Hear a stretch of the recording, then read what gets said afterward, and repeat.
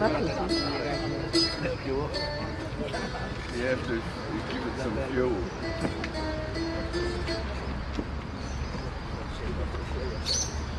Good morning everyone, and Kalimera. I'd like to begin this morning by acknowledging the traditional owners of the land on which we meet on today, the Kaurna people of the Adelaide Plains, and pay my respects to elders past, present and emerging. Further, we respect their spiritual relationship with their country and acknowledge that their culture and heritage and beliefs are still as important to the living Kaurna people today. Secondly, I would like to acknowledge the following guests in attendance today. The Consul General to Greece in Adelaide, Mr. George Tsiakis, the President of OEGA, Mrs. Helen Holtis, Ms. Adriana Christopoulos representing Samiak, Matt Cowdrey, OAM MP, Member for Colton, the Honourable Tom Koutsantonis MP, Member for West Torrens, Jane Stinson MP, Member for Badcote, the Honourable Russell Wortley MLC representing Mr. Steve Georgianis, Federal MP, Member for Adelaide, His Grace Bishop Silouan of Sinope of the Greek Orthodox Archdiocese, the Very Reverend Father Diogenes Patsouris of the Greek Orthodox Archdiocese, Mr. Bill Gonis, OAM, President of the Greek Orthodox Community of South Australia, those elected members of the City of West Torrens Council in attendance today, Councillor George Vlahos, Councillor Elizabeth Papanikolaou, Councillor Woodward, Councillor McKay and Councillor Surrender-Powell. And may I also acknowledge my counterpart, who I met while I was in Greece in 2019, Mayor Vasilopoulos of Kalamata. Mayor Vasilopoulos is online watching proceedings from Greece. Welcome to him. I must however mention that it is unfortunate that both the Honourable Jing Lee MLC, Assistant to the Premier for Multicultural Affairs, and Stephen Patterson MP, Member for Morphett, have tendered apologies and are unable to be with us this morning. Special guests, local Greek community leaders, ladies and gentlemen, boys and girls, welcome to my favourite city, the City of West Torrens. And may I say, Kalimera Yasis. Okay, thank you for that correction.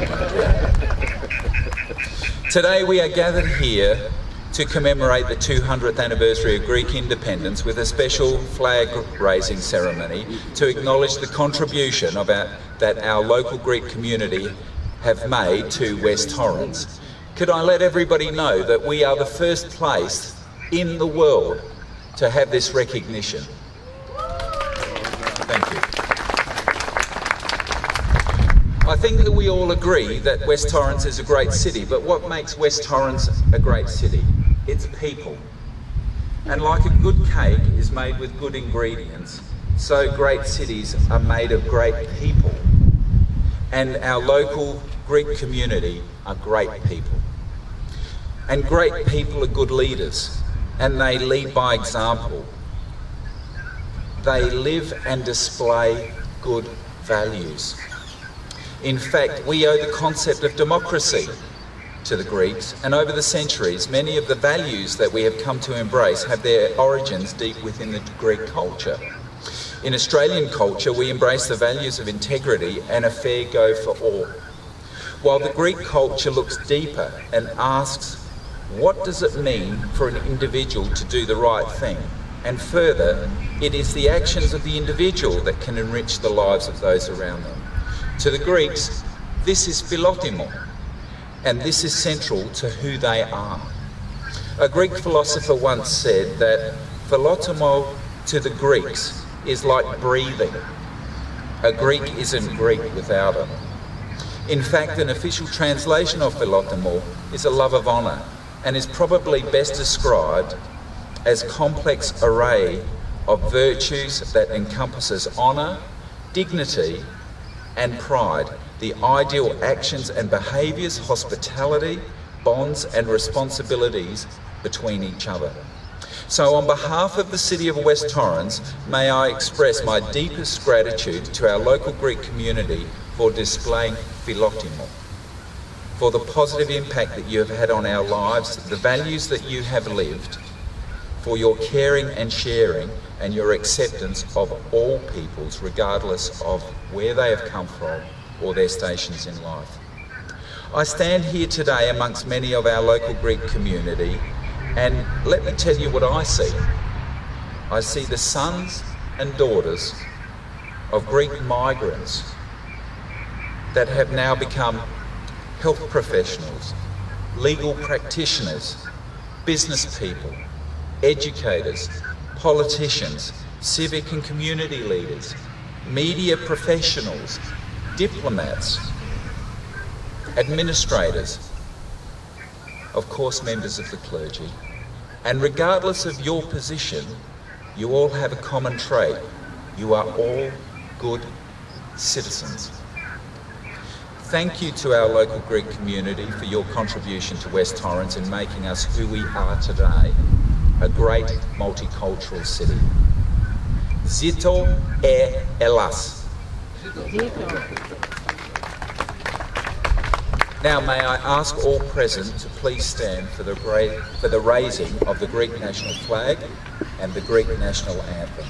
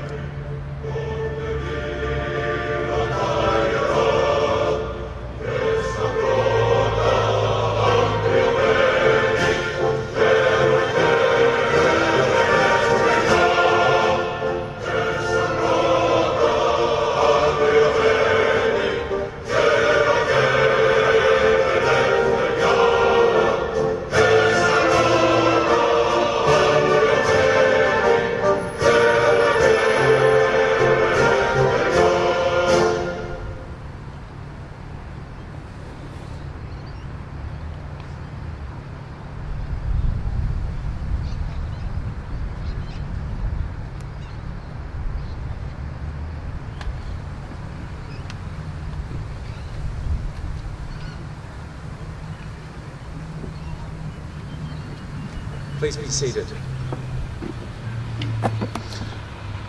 Thank you. I would now like to invite the Consul General to Greece in Adelaide, Mr. George Tsiakis, to come forward and address us. Mr. Tsiakis.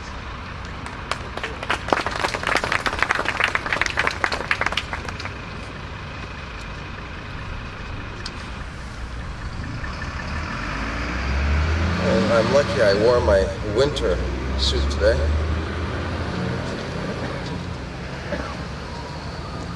Your Worship, Mayor Michael Coxon of the City of West Torrens, Your Grace, Bishop of Sinope Siloan, distinguished guests, ladies and gentlemen, dear friends.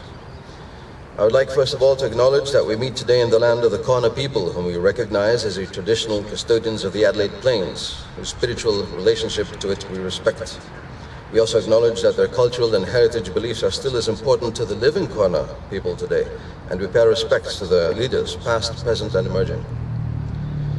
I would be remiss if I did not begin by extending my deep thanks to His Worship Mayor Michael Coxon of the City of West Torrens and the City of West Torrens, who have been so supportive to the Greek community in the past years and to organize today's solemn flag-raising ceremony. Ladies and gentlemen, as you're all already aware, the 25th of March is the National Day of Greece, marking the beginning of the Revolution for Independence in 1821. This year is of particular symbolic importance since it coincides with the bicentenary of its celebration. Exactly 200 years ago, Greeks revolted to overthrow foreign domination by the Ottoman yoke, with a view to creating an independent, modern state. Back in 1821, the time was not ripe for any kind of uprising or usurpation. Indeed, even among the leaders of the revolution, many had some qualms about the timing. The great European powers had agreed in the Congress of Vienna in 1815 to suppress any nationalist movement following the storm of the preceding Napoleonic Wars and the dreaded waves of liberation. Not to take no for an answer, the Greeks once more, in the course of their long and glorious history, which began the amazing feats of ancient Greece and continued with the rich spirituality of Byzantium, became once more pioneers. This time, they were the first to defy the status quo and to ignore those who arrogantly tried to impose it by openly demanding their independence. Their example was to be followed in the next few decades by other peoples who, encouraged by the final outcome of the Greek Revolution, embarked on their respective struggles for self-determination, mainly around Europe. In the Revolution for Independence, after almost 4 centuries of unbearable foreign rule, the Greeks fought a protracted, bloody war full of gruesome events to which the rest of the world could no longer turn a blind eye. Certain battles, such as at Messaloniki and Chios, were so appalling that when their details started to become known to the outside world, the moral weight of public opinion in support of a higher cause started to convince the major European governments to gradually sway in favor of self-determination for the Greeks. Many times, the long-awaited vision of independence seemed to dim away. So grim were the prospects, so dark with pessimism had their hearts become. It is the heroes of this struggle whom we honor today, without whom our nation would not become independent. In the course of the next 2 centuries up to this day, the modern state of Greece experienced extreme hardships, wars, foreign occupation, internal upheaval, social uprisings, even natural disasters, not to mention today's pandemic, a Greek word. Nevertheless, the journey of the Greek state during these 2 centuries is remarkable. A nation that fought for its right to be independent and that has never shied away from the international struggles to defend and uphold freedom and human values, including in both world wars. A state that has become a sturdy pillar of democracy and stability in the Balkans and the wider Mediterranean region. A dependable ally and a dedicated member of the European Union for the past 40 years, sharing the common currency, the euro, at its core, and actively contributing to the promotion of fundamental European values and priorities. Greece is a member of a plethora of international organizations, participates in numerous regional arrangements, and actively promotes its bilateral relations with many countries around the world. Many noteworthy Greeks today are present in all activities of human endeavor: industry, agriculture, trade, business, tourism, technology, science, research, sports, art, education, religion, and culture. This progress was not by happenstance. It is the result of hard work, determination, and collective effort. Hellenism, even under foreign occupation, or scattered in the diaspora, always managed to keep the flame of patriotism alive by upholding its traditions, its language, its culture, its way of life, its values, and its principles. All along, the Christian Orthodox faith was a pillar of support, especially in difficult times and trying circumstances, which kept alive our Greek heritage in the 4 dark centuries of occupation. We are one of those few people in the world who have been blessed with the privilege of being able to trace our existence not back to the time when the current modern state was born, but whose legacy stretches back to antiquity, aware of the fact that we are the living continuation of a great nation which gave so much to humanity. I'll mention a few examples. Democracy, as you just mentioned. The world's first computer, the mind-boggling, ancient Antikythera mechanism, today a palm-sized lump of rusty metal, in exhibit in the National Archaeological Museum in Athens.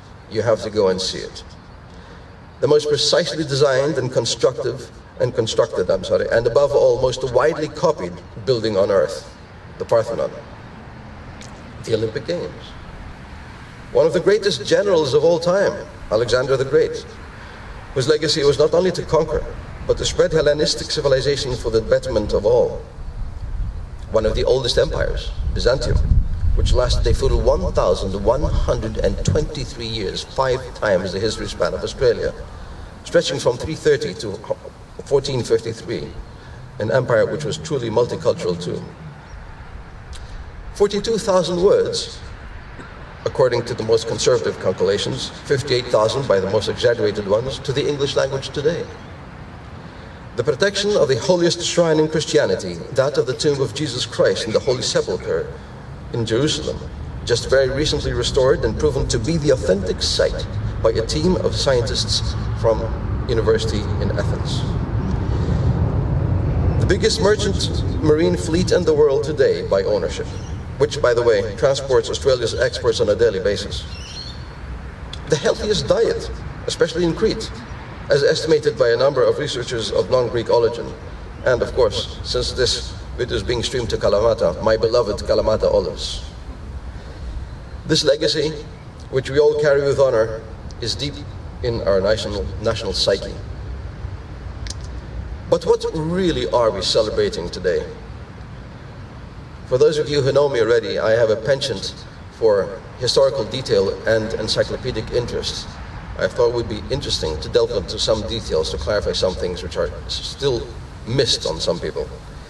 First of all, many refer to it as the War of Independence, a term which is not completely correct, since a war usually is fought between state entities, which is the Greeks back then were not. Therefore, the correct term to be used is indeed a revolution, in the sense that it best suits a subjugated nation struggling to attain its independence from an oppressor. In actual reality, the first calling for the revolution for independence seems to have been recorded on the 1st of January in 1821, in the first revolutionary document. But the real fighting erupted in various locations throughout February, and more intensely so in March of 1821, culminating in the surrender of the Ottoman garrison in Kalamata, already on the 23rd of March. On the 25th, which we celebrate today, Bishop Germanos of Old Patras, on his birthday, supposedly raised the flag to signal the beginning of revolution. A short while later, the first country in the world, just recently independent itself, to recognize Greece was Haiti. On the 30th of March, 1827, 6 years later, the former foreign minister of Tsarist Russia, Ioannis Kapodistrias, a Greek of Italian provenance and Cypriot descent from his mother, was elected by the Third Greek National Assembly to become their first governor. No semblance to the office of governor as it exists in Australia today, though when he arrived in January 1828, the revolution was still being fought. No independence yet. In November 1828, the Protocol of London between Great Britain, France and Russia for the first time provided for the Greeks to be under their guaranteed joint protection. Still no real independence. The last armed battle in the long struggle took place in Petra on 12th of September 1829, and soon thereafter the same European powers conferred to grant not independence, but autonomy to the Greeks under the taxation of the Sultan of the Ottoman Empire. Then, on the 3rd of February 1830, with the Protocol of London, Greece was at last eventually recognized as an independent state with its limited borders delineated for the first time. Those borders were to be improved in September 1831. But 13 days later, Governor Kapodistrias was assassinated.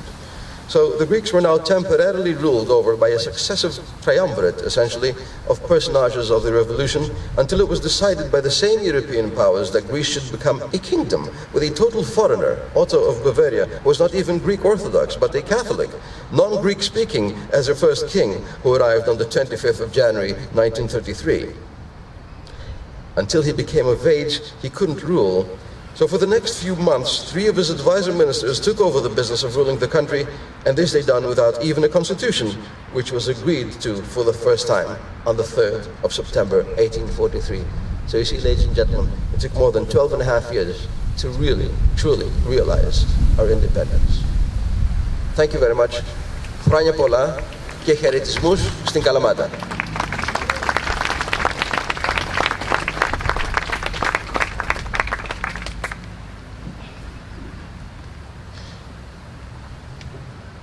Thank you, Mr. Tiagas, for your comments. I would now like to invite the President of OEGA, Mrs. Helen Hultis, to come forward and address us. Thank you, Helen.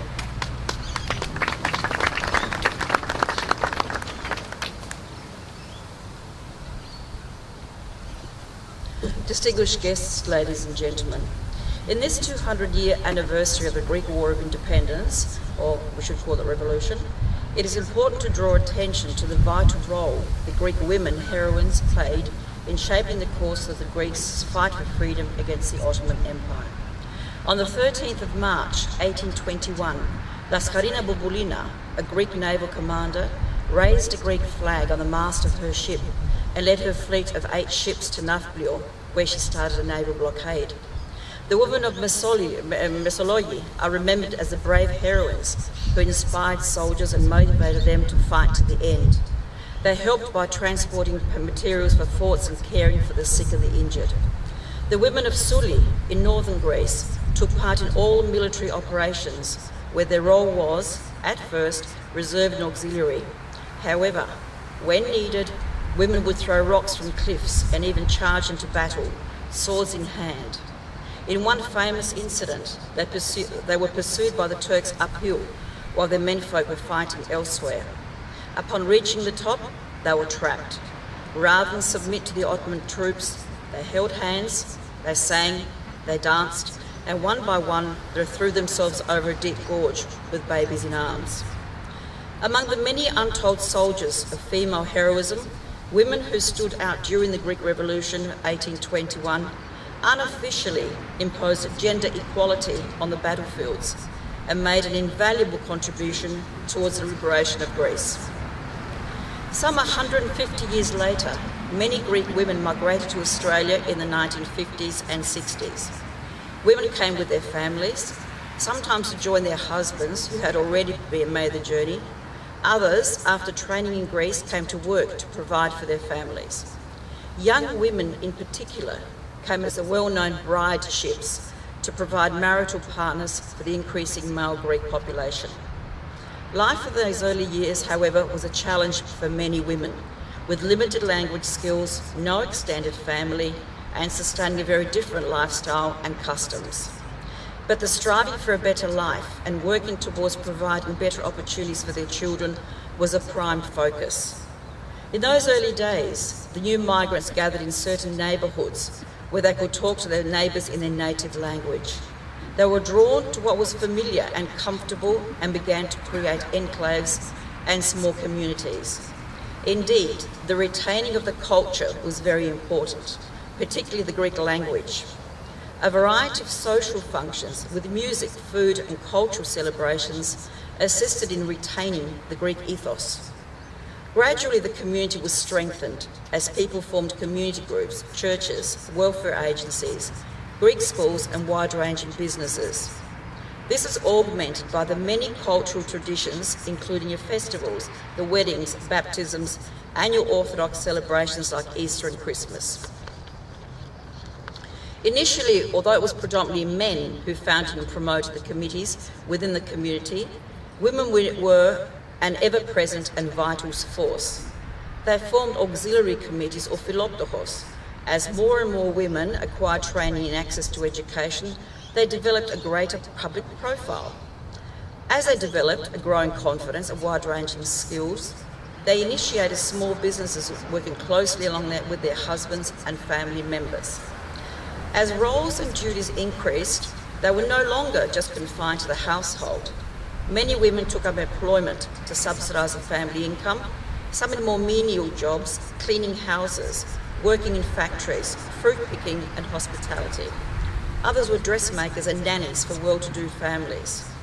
Most importantly, the first generation Greek women acknowledged the importance of education, which had been denied for many of them in Greece due to the poverty and war.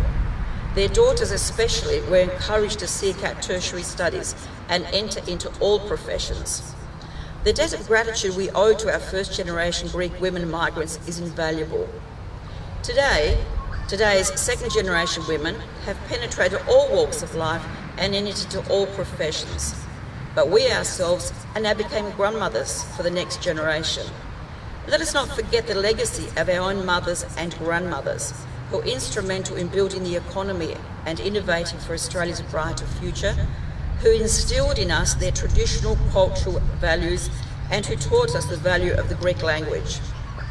As second generation women, we now have the freedom to continue with our careers, but at the same time, we recognise the need for the care and nurturing of our ageing Greek population, and indeed, the sacrifice that our mothers, grandmothers and great-grandmothers made for us. We have learned, like many women, to multitask, participating in all aspects of Greek community life, and as Australian citizens of Greek background, we are now fully immersed in what we know and acknowledge as the Australian way of life. Thank you.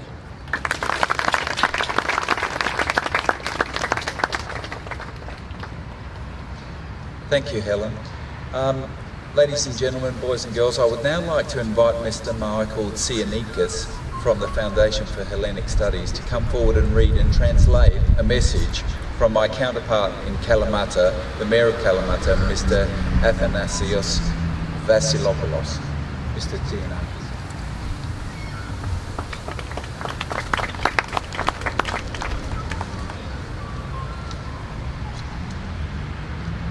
Χαιρετισμός του Δημάρχου Καλαμάτας και Προέδρου της Μεσσηνιακής Αμφικτιονίας Αθανασίου Π. Βασιλοπούλου.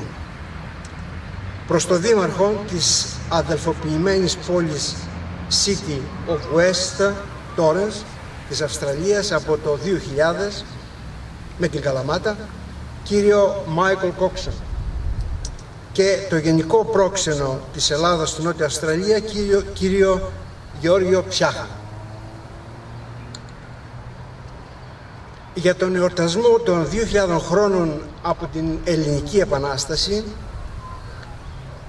αυτό είναι το μήνυμα, το 2021 αποτελεί για τη χώρα μας, για την πόλη μας την Καλαμάτα και για τους απανταχού Έλληνες έτος ιστορικό, καθώς συμπληρώνονται 200 χρόνια από την έναρξη του εθνικο-απελευθερωτικού αγώνα των επαναστατημένων Ελλήνων κατά του τουρκικού ζυγού. Σημείο αναφοράς της πόλης μας, η Καλαμάτα, εδώ όπου στέκει ο Ιερός Ναός των Αγίων Αποστόλων, στην πλατεία της 23ης Μαρτίου.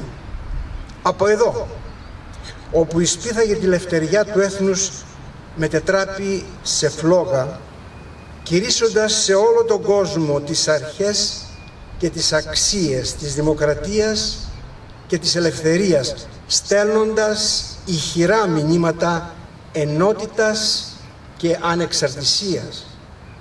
Μηνύματα που παραμένουν επίκαιρα, ιδέες ανεξίτηλες στον χρόνο, αξίες και ιδανικά αποτυπωμένα στην προκήρυξη εις τας ευρωπαϊκάς αυλάς, το πρώτο επίσημο πολιτικό και διπλωματικό έγγραφο των επαναστατημένων Ελλήνων που συντάχθηκε στην Καλαμάτα και αποτελεί σημείο αναφοράς του αγώνα μας για τη λευτεριά.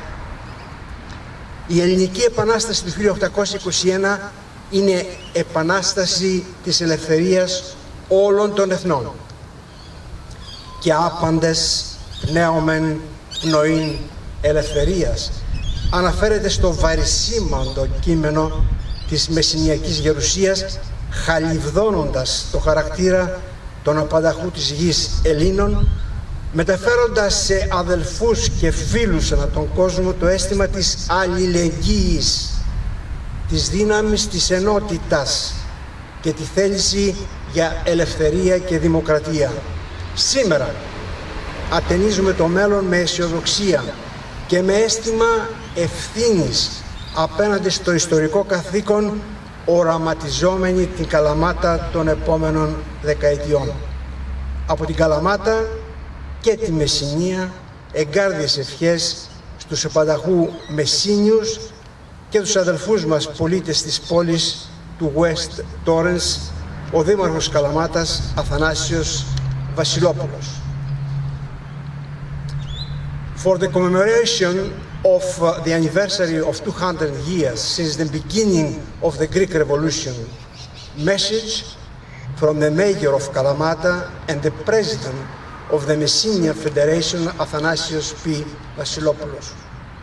To the Mayor of Sister City of West Torrens since 2000, Mr. Michael Coxon, to the Consul General to Greece, of Greece to South Australia, Mr. George Psiacha. For our city Kalamata, for our country Greece, and for all Greeks around the world, 2021 represents a historical milestone of 200 years since the beginning of the Greek national fight for freedom against the Ottomans. The city of Kalamata is where the first spark of the Greek Revolution started, in the Holy Church of St. Apostles, which stands today in the square aptly called 21st of March. This spark became the flame of revolution, for Greek freedom, and for the values of democracy and self-determination of the whole world.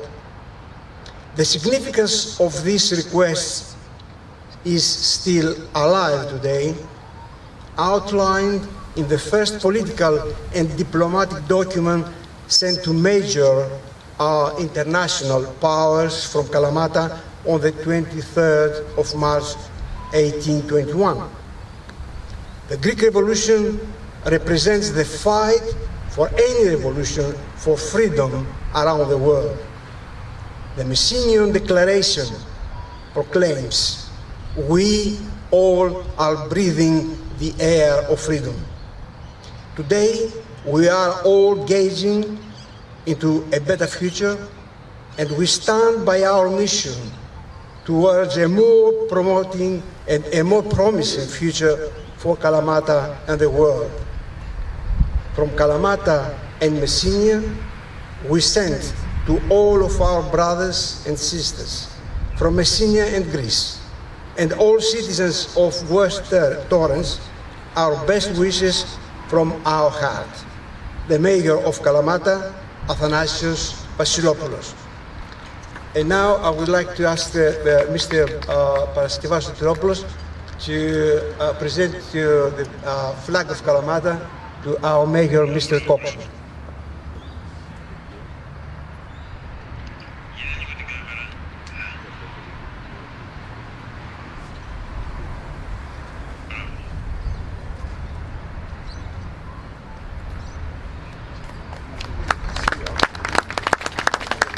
As you can see, the church where the first spark of the Greek Revolution began, the 23rd of March 1821.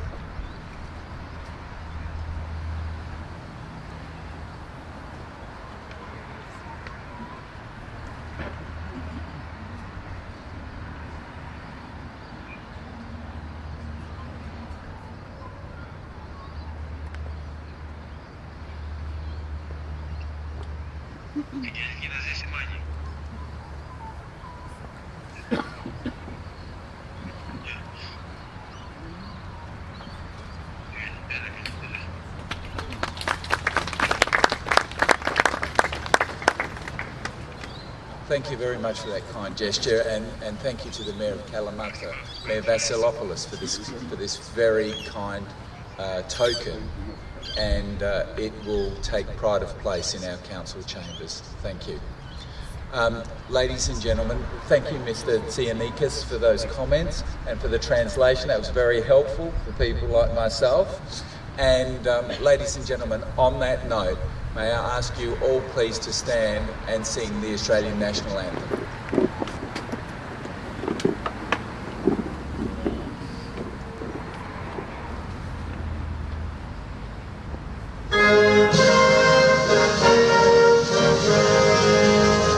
Australians, all let us rejoice, for we are one and free.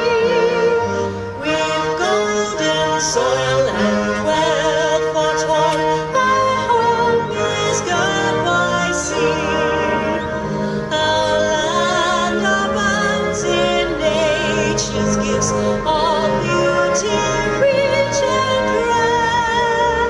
In history's page, let every stage advance Australia fair.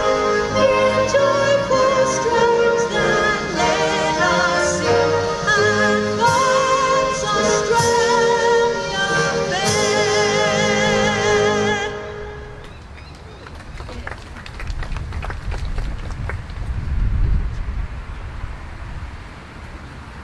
Please be seated.